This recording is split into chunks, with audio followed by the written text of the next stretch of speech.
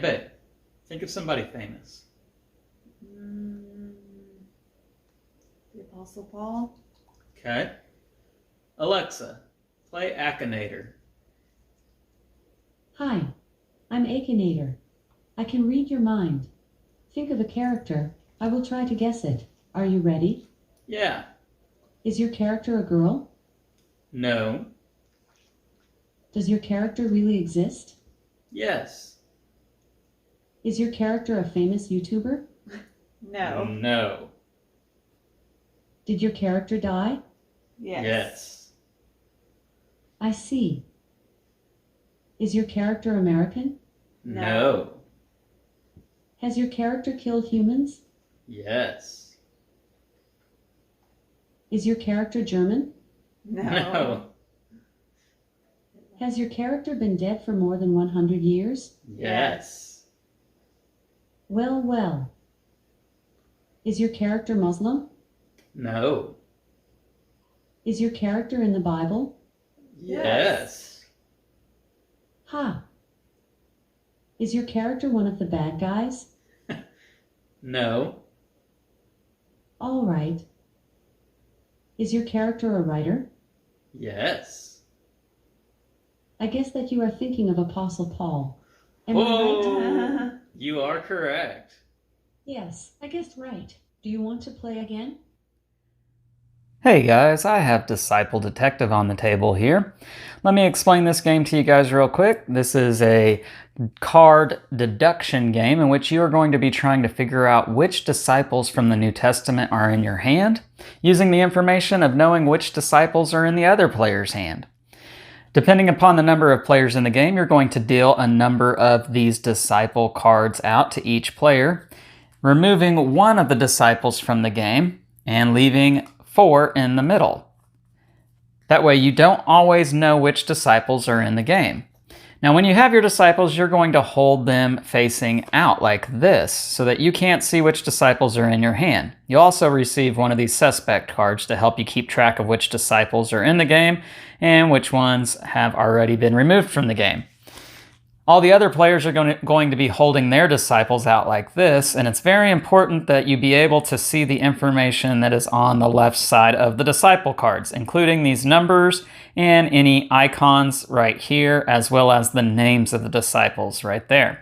And seeing which disciples are in other players' hands, you can go ahead and mark those disciples off on your card here. So I know James, Simon, Judas, and Matthias are not in the game because that's what the other player is holding.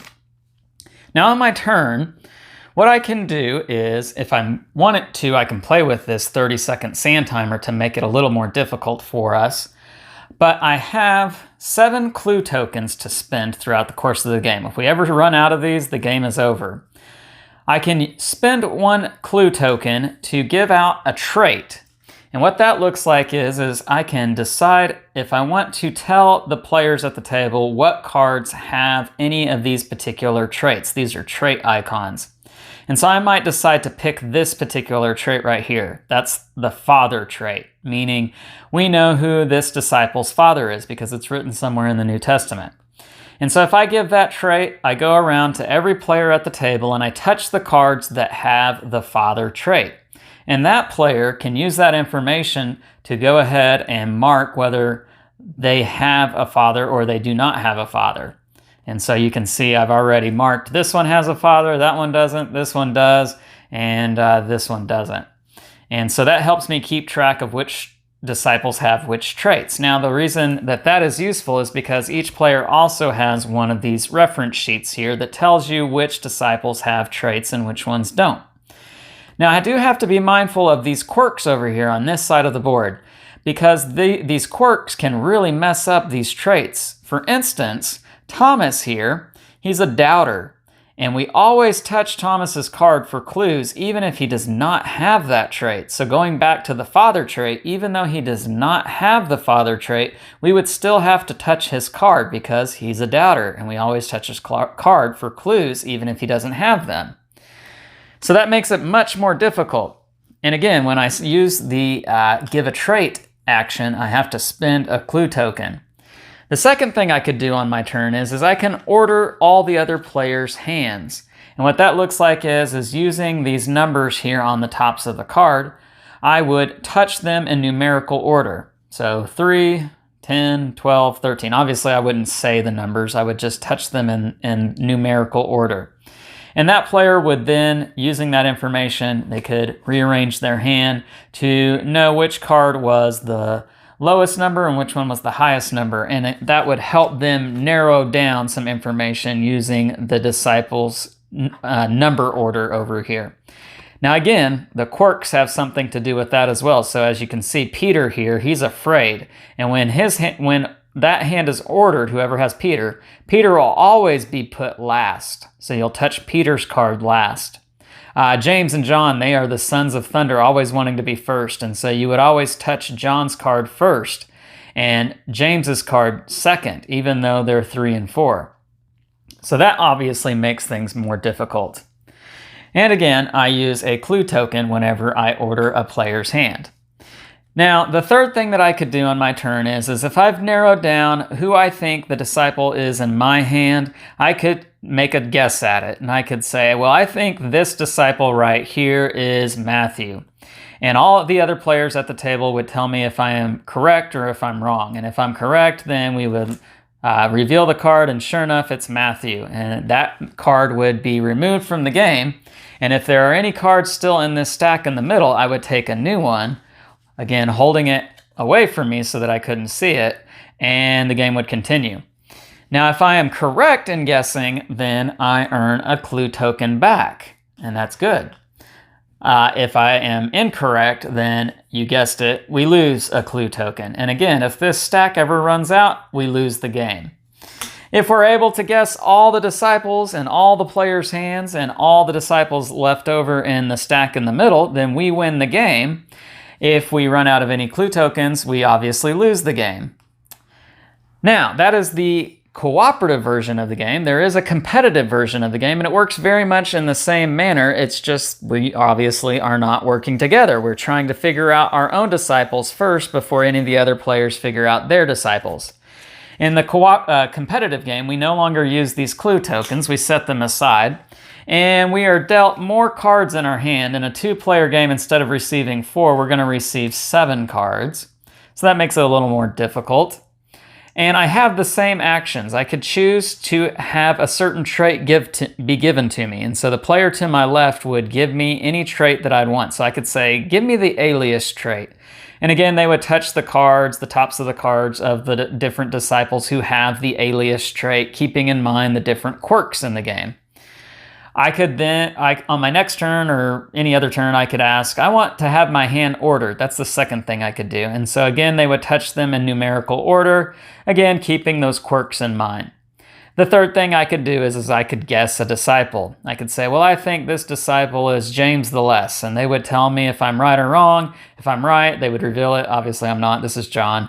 But if I was right, I would get to remove that card from the game, and now I'm down to 6, and the game would continue. And so on and so forth until one player gets the last card out of their hand, in which they are the winner, and that is how you play Disciple Detective. All right, so here's Sam and I doing a 2-player playthrough of Disciple Detective, and not our usual camera angle here, as this is a game that requires you guys to see us playing face on, and so that's why you're seeing our faces. Usually we wouldn't show that, but we're going to share our thoughts right now on this game. I'll go first. I don't know that I've ever played quite a game in which right from the get-go we faced defeat so quickly. And more than once, too. I truly thought we are going to lose this. There's no way we're going to win this. And it was within the first 6 turns or so that it got that way. And then we pulled it out. And we continued on with the game somehow, getting things right one by one. And we won. And I thought that was an awesome experience. I love games that get you to feeling that dread, that, oh my goodness, there's no way we can do this, only for you to pull it off some miraculous way. So this was a very good experience, a social deduction cooperative experience. That's There's not a whole lot of games out there that are like that, and this one really fits the bill, and it worked well, in my opinion. What did you think about this game, Sam? Well, I think it surprised me. A lot of times when Lance gets new games, he does not explain them to me. He just pulls them out of the box and we play it. So I was not expecting this game. When he showed me the cards, told me what was going on, I was like, really? This is just it's a guessing game. It felt a little childish, but then as we started playing it, I realized there's no way we're going to win. This is way too hard. So I think my thoughts were all over the place when we first started.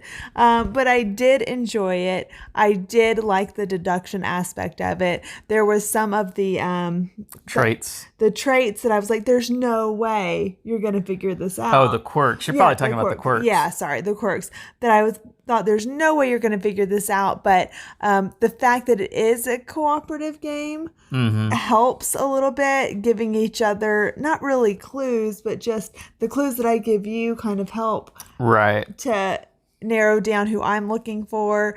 And it was a lot more thought-provoking than I thought it was going to be. Absolutely. Yes, absolutely. I agree with that 100%. Yeah, this is a game that on the surface, you look at it and you're like, okay, I think I understand. And then you get to playing it and you see all the different levels of thought that go into this. It was a very surprising game. Yeah. I do think that the first time you play this, you may want to try it without the quirks. The rules suggest this for beginners and I would say, non-gamers, that you might want to try without the quirks. However, that is really just beginner introductory getting used to this game, because you want to get into it with the quirks, because that's where this game truly shines. And I was concerned, what I told Lance after we were done playing it, I said that was a lot of fun, but I worry about replayability. And he did remind me that we were only playing with the first 13 disciples, that there's how many more after that? There are 17 in total. And then also we were only playing with 2 people. Right. And there's something else as well. Well, so this game is one that the more people you play with, the fewer cards you yourself get to hold. You do get to see more cards other people are holding. However, you are probably only getting maybe one clue each time around the table as to the cards in your hand, because there are so many other people who are available to get clues given to them. So it's not like you're getting a clue every turn like you would be in a 2-player game. So it makes it much more difficult, I imagine, playing with more people than with 2. So Sam, let me ask you, is this a game that you feel like can be overwhelming to non-gamers? No, at the beginning, when you see everything, you see the quirks, you see the traits, like I said, I really thought there's no way we can beat this game. But you play it and you do realize that, okay, as they learn theirs, you get to mark off a disciple. And yeah, I think it's a really good game to play with. It's simple. It's a very simple concept, but challenging. Now, I will throw out a caution there.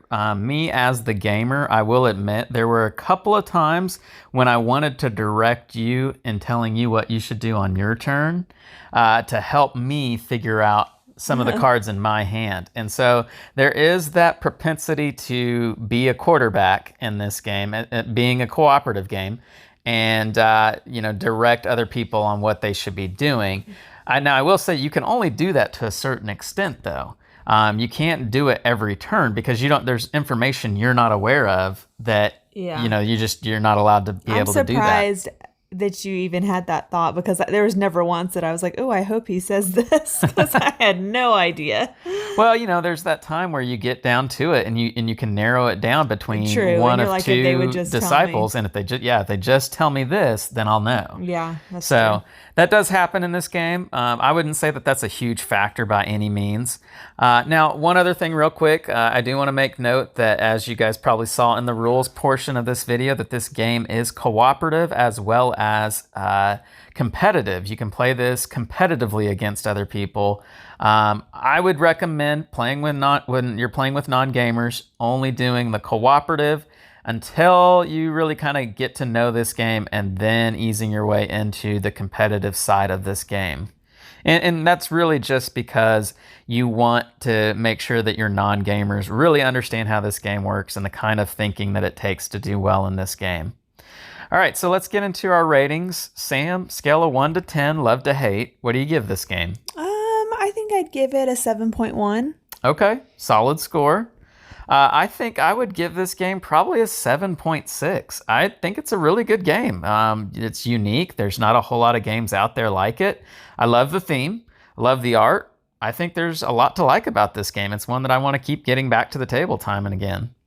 So Sam, is this a game that you would recommend playing with non-gamers? Yeah, I think so. I think it's simple mechanics. It's, easy to understand. I definitely think it'd be good for non-gamers. All right, well, there you go. We really like this game. If you like it, check out the link in the description of the video. It'll take you to a place where you can buy it. If you like this video, consider liking and subscribing. We're Love to Hate, and we'll catch you next time.